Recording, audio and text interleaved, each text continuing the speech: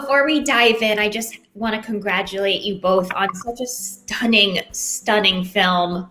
Um, I was, obviously I watched the film at home.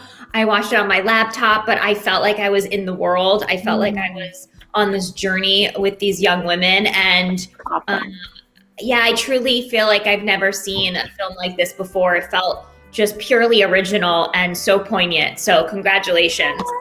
I'm glad you felt that way. Oh gosh, absolutely. I walked out of my little office area. My husband looked at me and he's like, "Are you okay?" And I was like, "Yeah." I just, when you have that reaction. That's the best response. No, that's so lovely. I that's been my favorite part about this is hearing how much people always say it's unlike anything I've ever seen, or like all of this. It just feels like it holds a very unique place in film, and it's nice to see like a visual enactment of your reaction of it too. I haven't seen that yet. Awesome. That's what we're looking for. Good. Well, congratulations. All right, let's dive in. My first question is for Karen. It's a bit of a doozy one, but here goes. Hit me. Why was it so important for you to tell a story dedicated to young women struggling with suicidal thoughts? Like so many, I have known girls that haven't made it through their traumas. And throughout history and throughout the world, women and girls brushing up against violence leads to such a horrible end. And I have known people like this, dear people to me, and part of making a coming of age story for me had to include them. Because I hold them with me. And I wanted to give women and girls like a sort of a Wizard of Oz experience that would transport them to a place where they could understand that it's okay that they felt darkness or go through darkness, that there's beauty in the darkness somehow, and that they can find their voice in it. And so I just wanted to give them that gift. And,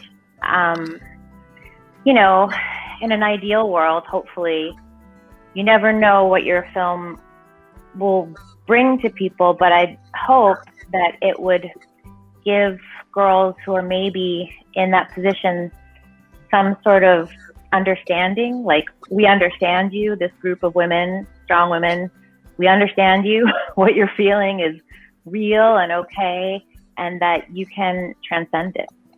Oh, yes, that's beautiful. And I think that I got that from this film. I felt like it gave me, a power that I needed to be reminded is always there, and permission to kind of use that power, which is often so stifled.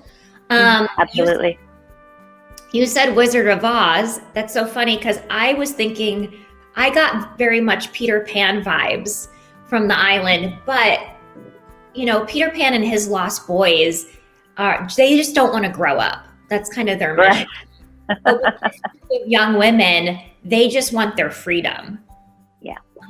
What do you both think that says about our culture, that in past men just don't want to grow up, boys don't want to grow up, these women just want an equal chance. They just want to be left alone. They just want their freedom. I mean, personally, I feel like it speaks to just how complicated both gender norms are to survive in, both masculinity and femininity. I mean, I think part of what growing up as a quote unquote boy in the society means is to embrace a level of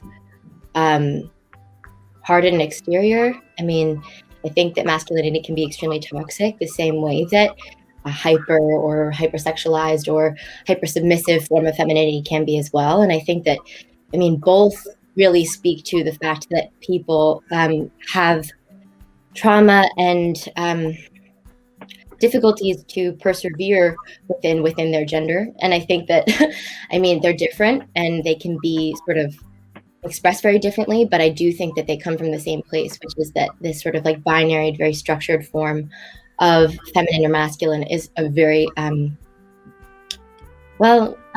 demanding and difficult place to live. Wow. Oh, wow. Beautifully said. Thanks. Yes. I'm like, yes. She's very bright. Oh my God. We've flashed this whole interview. Damn. Wow. So insightful. Wow. Karen, what about for you?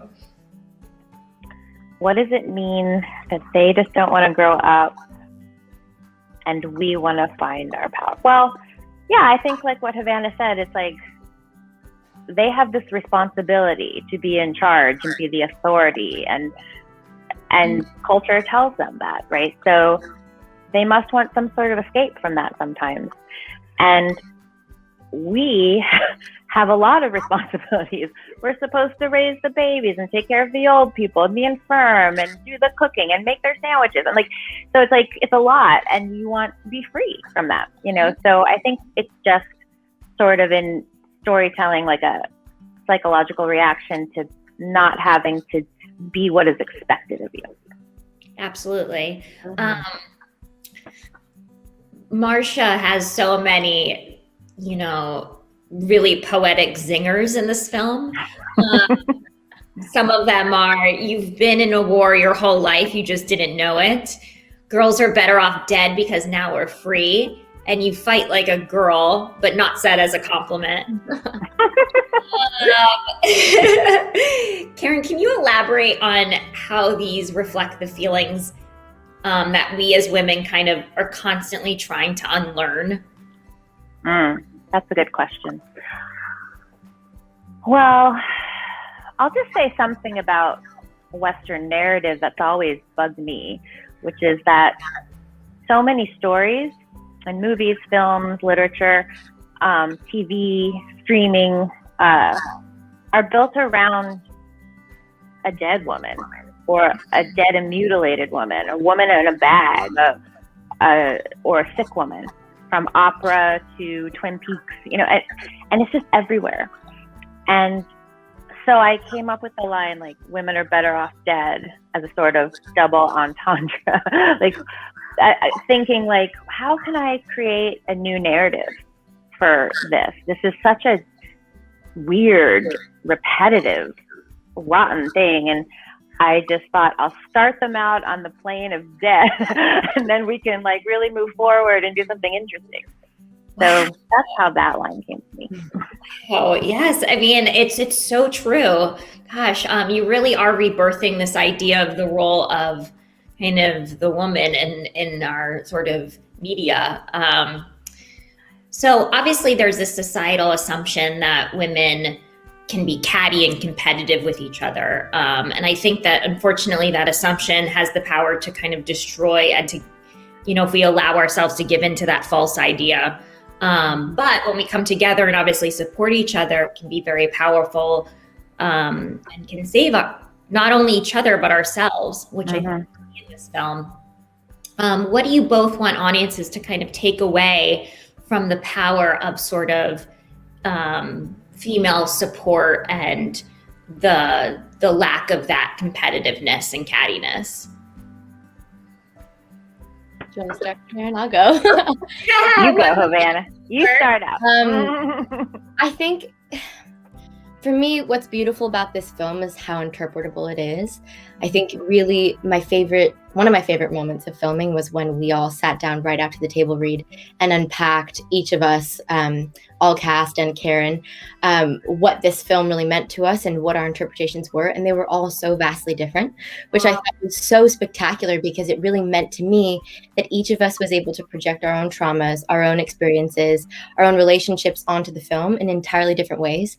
And I think for me, that in and of itself is a good metaphor for what that sort of collaborative environment should look like, is we're all coming at it from our own perspective. We all have our own trauma, our own, for lack of a better word, shit to go through. And then we all sort of can make something from that, work together and build something from that, and respect each other's individual experiences of it. So I think for me, that's sort of the experience of filming in and of itself was what I would hope other people would be able to gain from the film. So I hope that what we brought to it sort of lives in it and then is able to sort of digest for other people in watching it. So it absolutely does. It absolutely. I'm so glad to hear it. I was almost thinking as I was watching it and seeing how each young woman sort of, it felt like to me that each young woman sort of represented a stage of trauma in a way.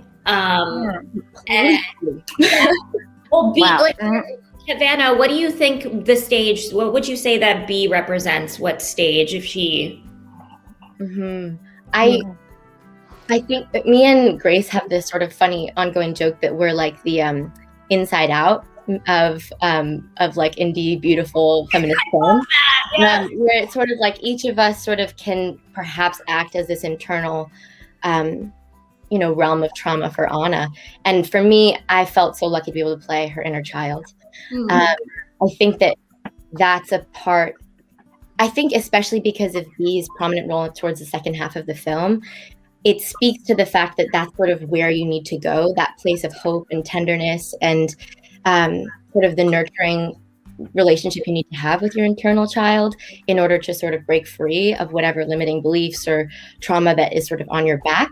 And I felt so lucky to be able to be that inner child, that place of hope and sincerity, but also sort of, I don't know, purity and like monkey, childlike beginner's mind expression that Anna gets to tap into right at the end as her sort of like last push to freedom. Not taking away, but I don't want to get there. I don't want to give any spoilers, but ladies, I'm told I got to wrap up, but Karen, thank you for creating such a beautiful world for, I think, women, to give that power to women, and then also to help others to have an understanding of what that experience is like, to hopefully have some empathy and to get a little educated as well.